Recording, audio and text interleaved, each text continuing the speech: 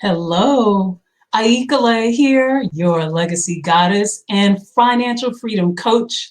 Hello and welcome. I wanted to hop on really quick today and answer the question, how much savings do I really need?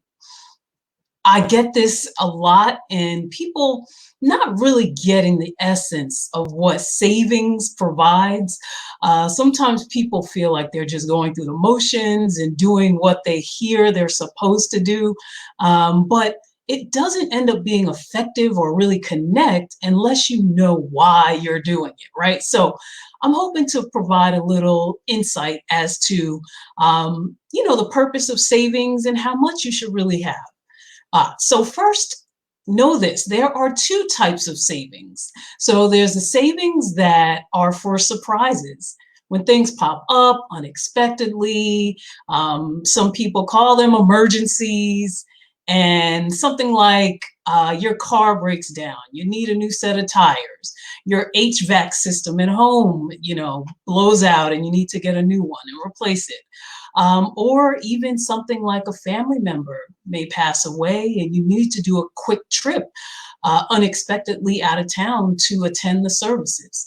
So there's an umbrella that just describes surprises, unforeseen circumstances.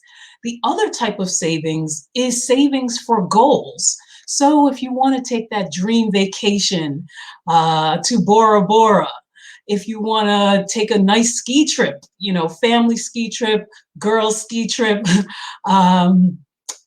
that is another type of savings. And today we're going to talk about the first, which are the surprises. And we'll focus on that. So knowing that emergencies come up, knowing that things come up, a good rule of thumb is to have 3 months worth of living expenses saved up. So having a stash of 3 months of your living expenses is a good bare minimum. And I do stress that's the bare minimum you want to have on hand when it comes to savings. So what do you need to know then to be able to save 3 months worth of living expenses? Ta-da! You need to know how much is 1 month worth of living expenses for you and your household. So to look at living expenses, it's just a fancy way of referring to how much does it cost you to occupy space on this planet for 1 month. And you find that out by what are your home expenses? What are the fixed things you pay for? Along with the groceries, along with the clothing and everything else that supports your lifestyle in 1 month's time. So once you have what it costs you to live on this planet for 1 month, you just times it by 3. So if it costs you $3,000 each month, then you'll need $9,000 stashed away in savings.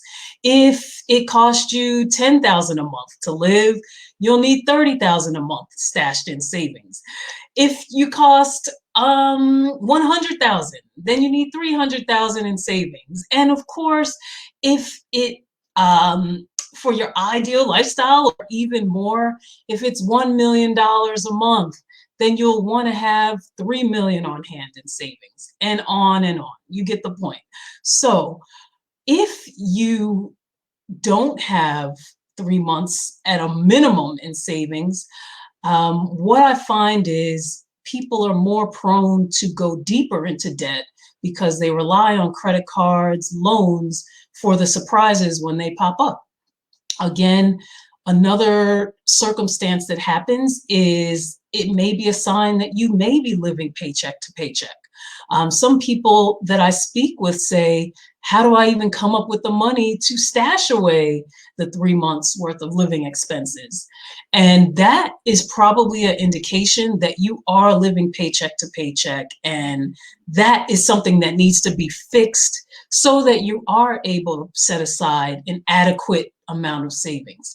And also, you don't have to rely on borrowing in general. whether that's from credit cards, loans, or even people. You don't have to make those uncomfortable phone calls, to relatives and others to ask to cover your basic living expenses. So really look at your savings as a buffer. I like to call it a buffer, similar to how, let's say you're driving, right? And you're in the car and you know to keep a certain amount of distance between you and the car in front of you, the car behind you. At least good drivers do. You want to have that space so that if somebody makes a, split reaction and stops suddenly, that you have some reaction time. And I love to call it peace of mind savings, so that you have a buffer from life's expenses, life circumstances that pop up, so that you can cover your expenses comfortably. And think about it. 3 months worth is, roughly 90 days. So if you need to make a pivot in your life, let's say you lose your job, you're trying to switch careers, that 3 months buffer is so that you can be held over, let's say at least 3 months, where you're not as stressed out about how you're going to make money for those 3 months. So you can direct your attention towards pivoting in another direction. That's a great use for, your savings. If you're making a lifestyle change and you need some time where your main source of work, you want to have a break from like saying, oh man, I gotta make sure this is going to cover everything, when it's really set to cover the expenses right in front of you. So that is really the essence of what your savings is. It's a buffer. It's your reserves. It's supposed to be a cushion. And if you find that you have the bare minimum 3-month savings, congratulations. It's an indication of the basic level of financial stability. And each successive month that you're able to cover in terms of your total living expenses means you're also increasing your financial stability. So that is the essence of financial stability, when you don't have the worry. So yes, if you have it, you're probably able to take advantage of the benefits of peace of mind. If something comes up, you don't worry because you can cover it. You don't have to dig yourself deeper in debt, because guess what? You tap in and access the savings, which is there for that purpose. And you find yourself able to focus on building wealth because you have just a basic foundation where your living expenses are covered in addition to just the current month in front of you. And you have some peace and harmony so that you can focus on higher level accomplishments with your finances. So when you're hearing this today, if you find yourself where you have less than 3 months savings, you have a choice. You can either, one, remain where you are, being, let's say, in a tight situation where you don't have the flexibility to pivot when you want or cover surprises when they pop up. You can remain where you are and just keep coping. Or if you do want to learn and find out how you can get that basic level of financial stability, then we should talk. I invite you to book a call and see if I can help.